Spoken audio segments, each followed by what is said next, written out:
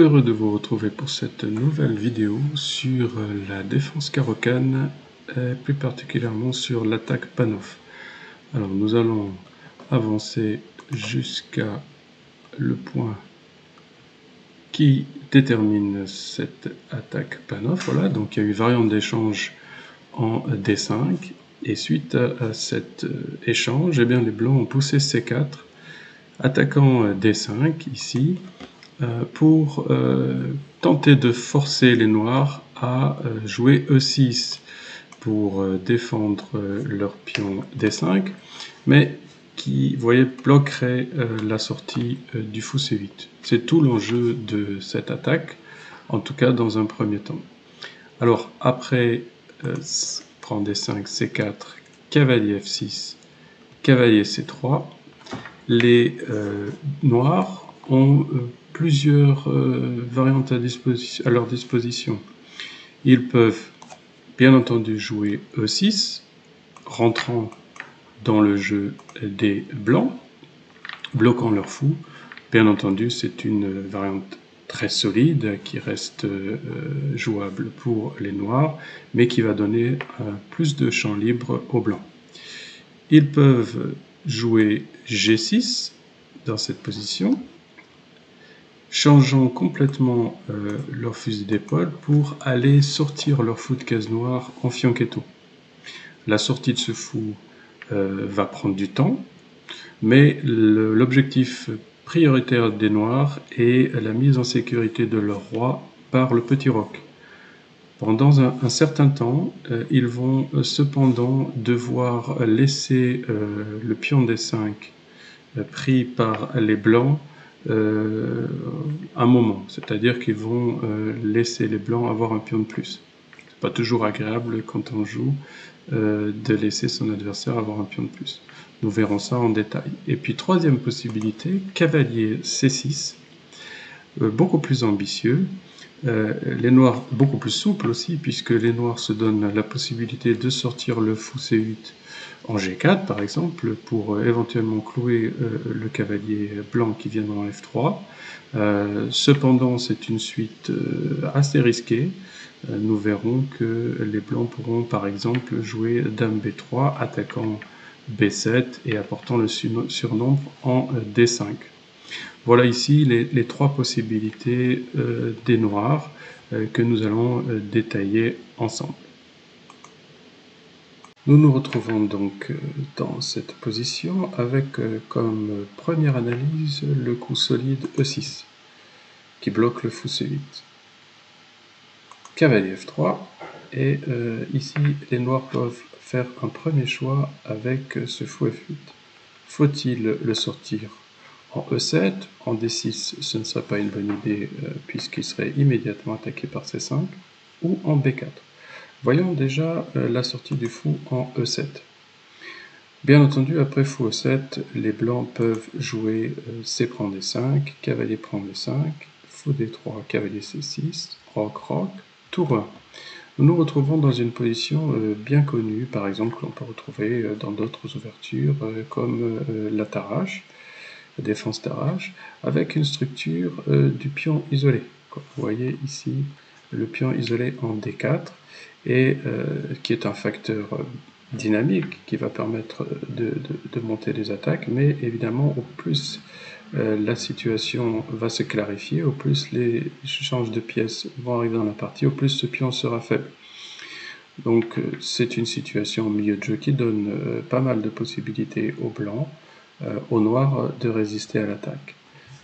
Cependant, les blancs, après fou E7, peuvent jouer C5, une sorte de blocus pour avoir une forte majorité de pions à l'aile dame.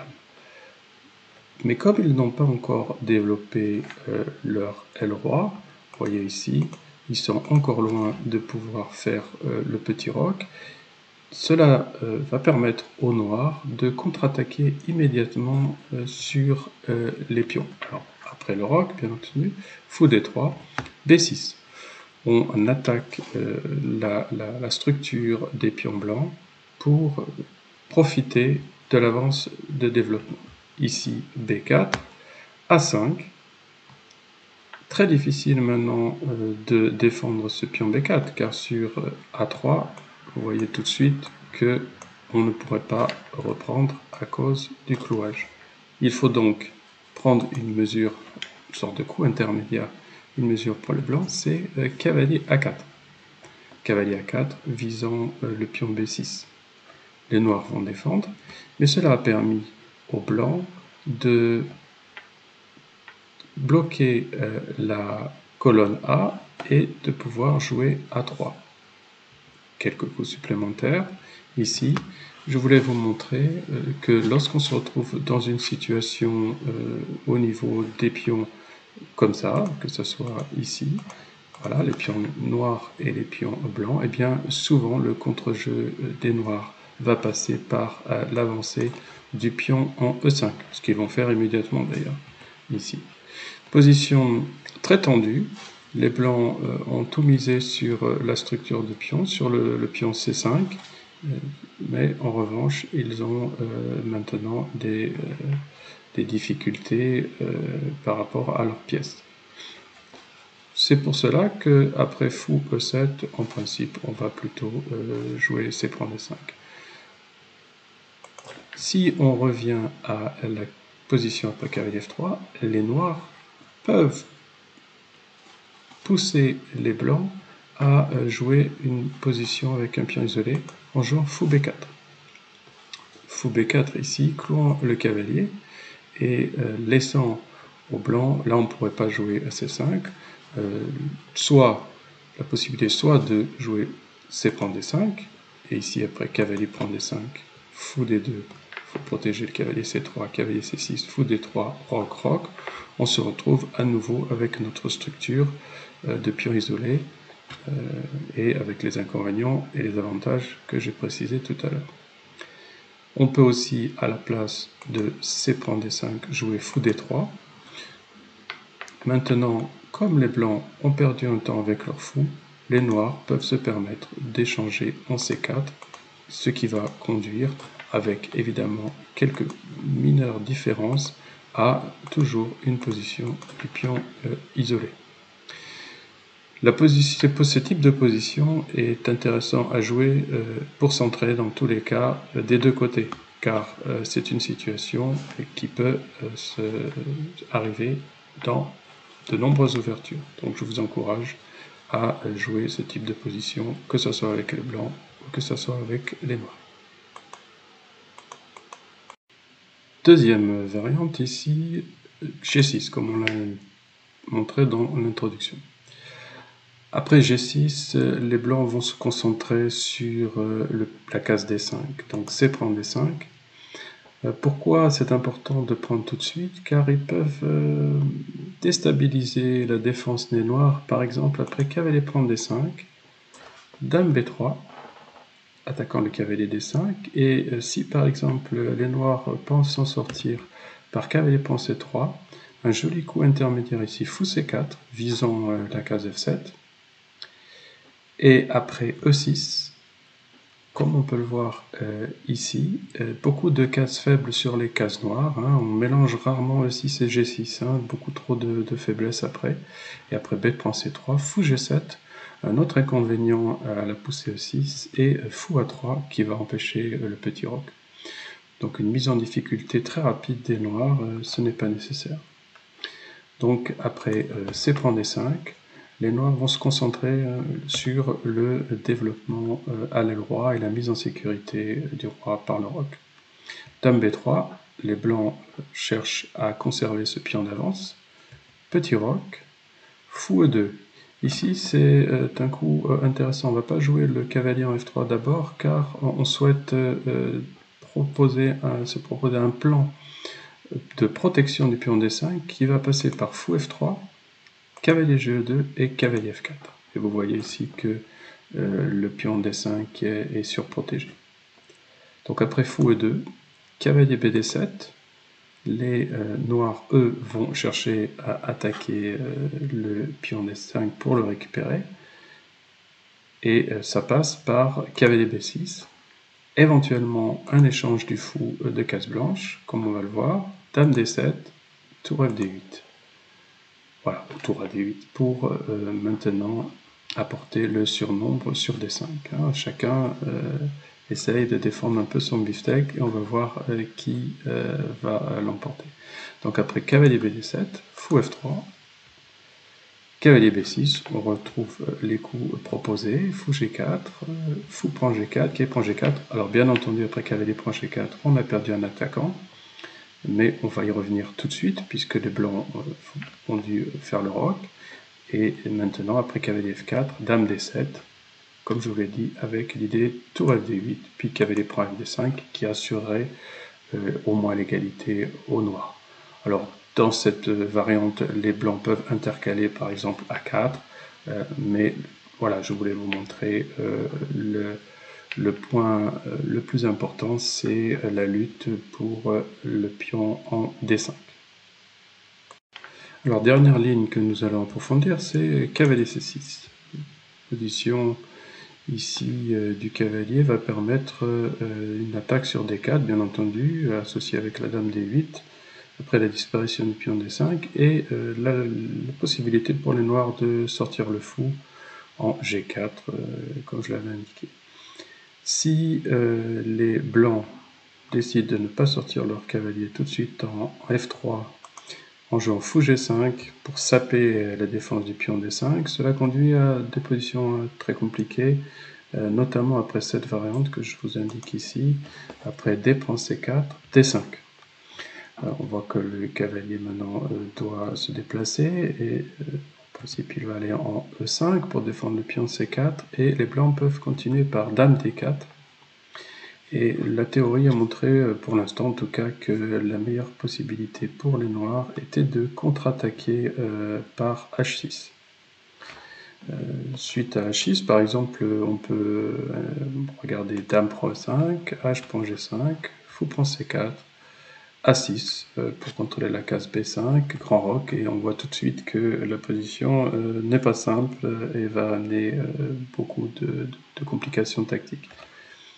Ce qui est le cas aussi, par exemple, après dame D4, H6, fou F4. Sur fou F4, on recule le fou, cavalier G6, fou G3, ce n'est que quelques variantes, c'est une position évidemment qui donne de nombreuses alternatives. Ici, E6, on peut jouer fou prend C4, on peut aussi essayer de jouer D6, alors voilà, fou prend C4, ou D6 pour essayer de limiter la sortie des pièces noires.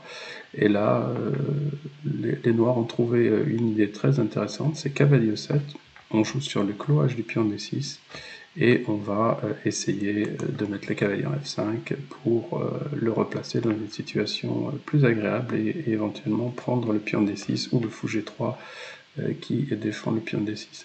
Donc vous voyez, après fou G5, de nombreuses variantes très compliquées, et je vous conseille de bien vous préparer si vous voulez jouer ceci avec les blancs ou avec les noirs.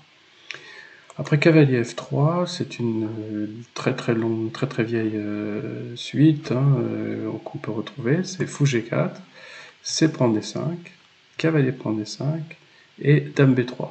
Ce qui arrive souvent lorsque le fou C8 se déplace, on va profiter pour attaquer le pion B7 affaibli.